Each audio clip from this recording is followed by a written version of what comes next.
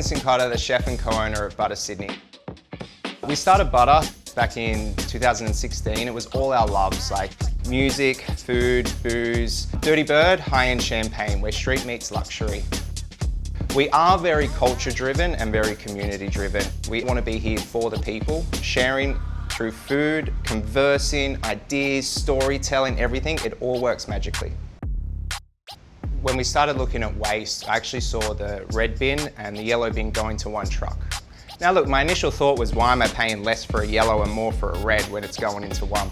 So as we started to deep dive into this, we started to realize a lot of things. We started to really look at our waste and where it goes. And we met a guy called Jim from Organic Waste Services. And he actually really told us a lot that happens in the industry and how we could do some better bits. So we first changed to organics. We started to split out our food waste.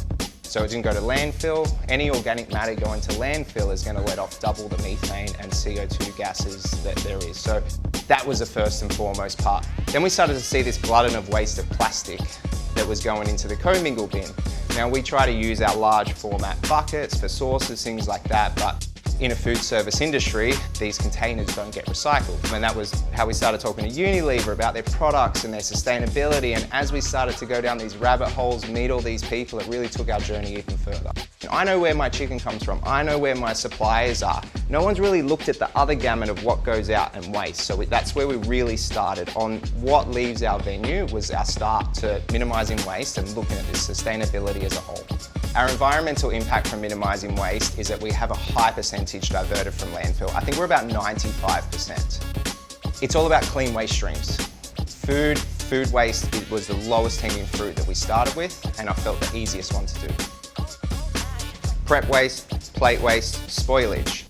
Really looking and identifying what is in your bin has been the biggest and key part for us to be able to minimise waste. We started looking at prep waste, utilising the whole products of everything, all the way up to the tips of the chives or green shallots, the chickens, the whole birds, anything that you do, really utilising that product and not throwing any out. We make a ramen, so all our offcuts go into that ramen. Once we started looking at plate waste and starting to measure this, we started to see that there was food left on the plates. This started to make us realise that our portions were too large. So we started to pare the portions back and we started to do add-ons. As we started to have a small menu and we utilised certain products, we started to have connections with suppliers. So our first one, chicken, obviously, we get direct from the farm. I order at 11 AM today, I get it at 11 AM tomorrow.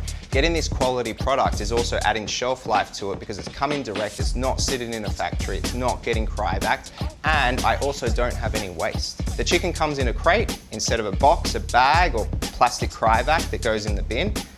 I wash that crate, I give it back to the supplier, so I don't have any packaging waste from this product. My dad was a milkman and he used to take the glass bottles to the houses. However many bottles you left out was how many milks you got that day. My mum's side had fruit shops. They used to give their customers wooden boxes to go home and they'd bring it back.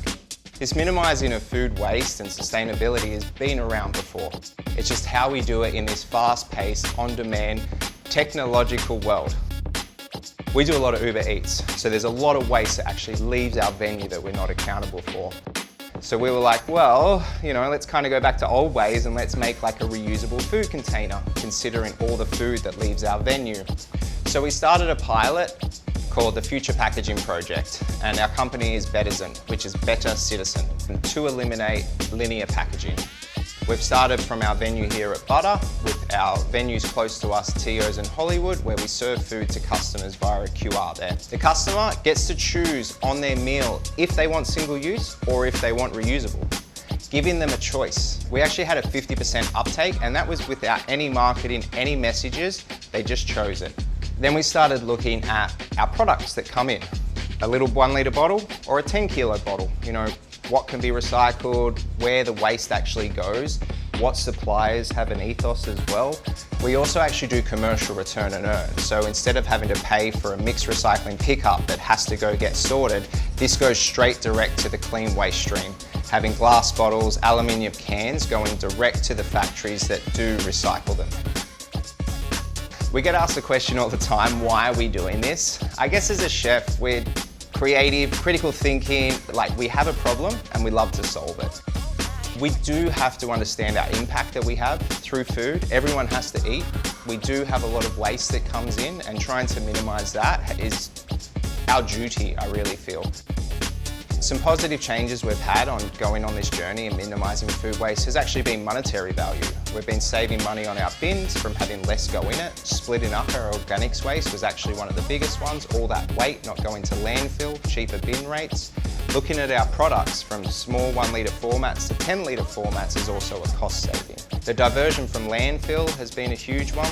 Knowing that it's not going to landfill, that we are saving that carbon and we are saving a bit of monetary, it's a win-win, it's a great feeling. There've been a few challenges at the start of going down this journey and minimising food waste. I think the biggest part was just the unknown. I'd recommend hitting up the New South Wales EPA website. They've got some great tools and tips. Hospo Declare, of course, an association that's starting to really bring the community together.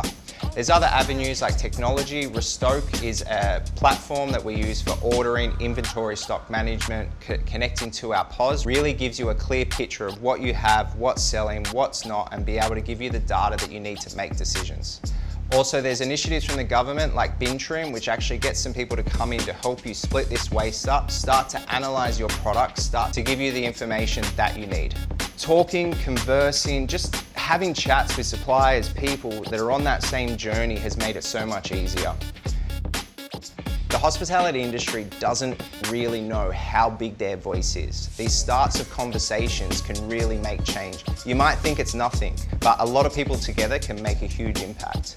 That is what we're trying to do with our Hospo Declare. We're setting up an association to get everyone together to pledge that we are looking at our minimiser food waste. We're looking at our sustainability. We're looking at our impact we have as an industry.